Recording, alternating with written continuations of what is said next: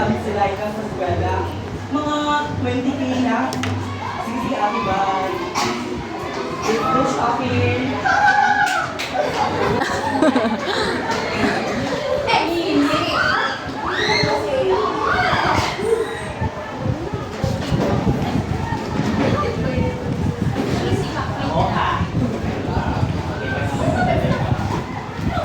Okay, class, good afternoon.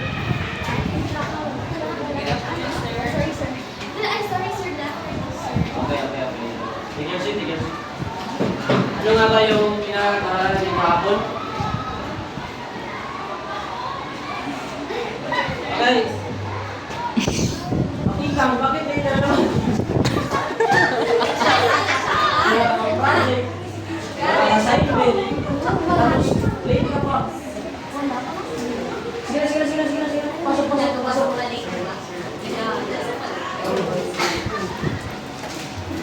Ano to? Bakit? Parang basahan lang. What? Siguro ginagamit niya pabenta yan sa kanya. Oh my God!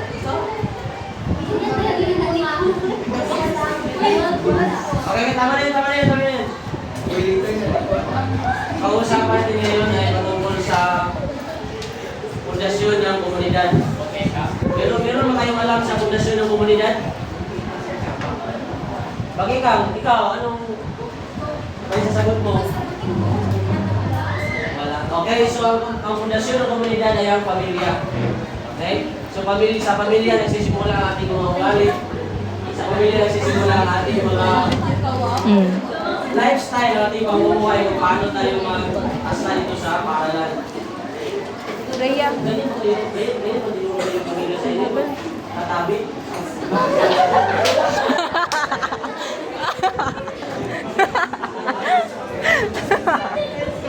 Nagtatabi. Class dismiss. Hindi na tayo Let's go!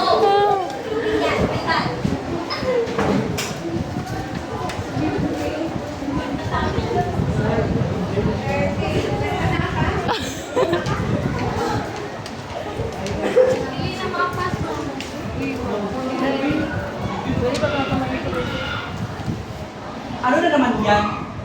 Ha? Ano to? Sulay ka! Itanda ka ba? Hindi sa kami marunong magbenta! Uy!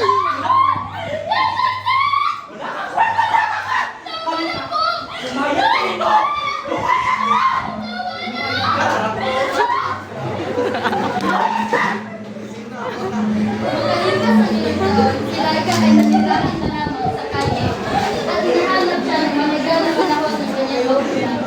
Hanggang sa nagkatagpong muli ang landas ng mag-ina.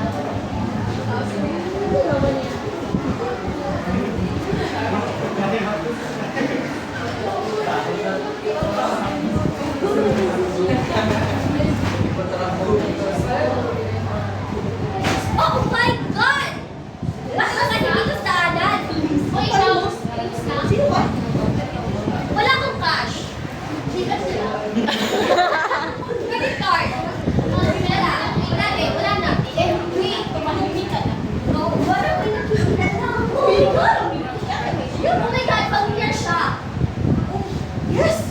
Parang yung tsaka sa room natin! Laika? Oh my God! Oh my God! Is that you? Hoy, kapangit mo talaga. Sige, sa harapan mo. Gawin mo balis. Pangkamit siya. Alam mo yung pera? 50 pesos. Wala kang 1K. Ba't naging sa'yo ba yung pulubi? Ay, pulubi talaga. Bahay naman tayo. Hindi natin level yan. Umalis tayo. Oh my God. 50 pesos. So poor.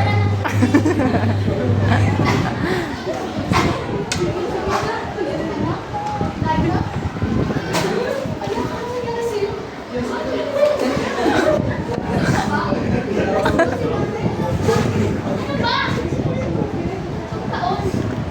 Tatlong taon kong ginising ng mura. Ng tawon. Nasa bawat perang ipinapadala ko. Pasang itanggap ako. Nandun ka! Iniwan mo ako! Anong kwenta ng pera mo? Kung sakit lamang, basta pang-aabuso lamang matatanggap ko mula sa mga taong iniwan mo sa akin. Wala ka lang naglalagay dahil sa iyo.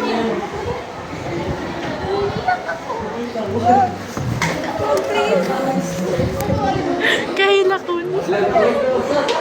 Saya ko na yun. Hindi agad magkakaroon. Ngunit ito wala tayong May isang pamilya ay hindi lamang dapat magpagala. Dapat din itong dumamay, tumingin at magmahal. Hindi lahat ng sugat ay naibabalot ng perang padala. May mga sugat sa loob na tanging presensya, panahon at tunay na pag-ibig lamang.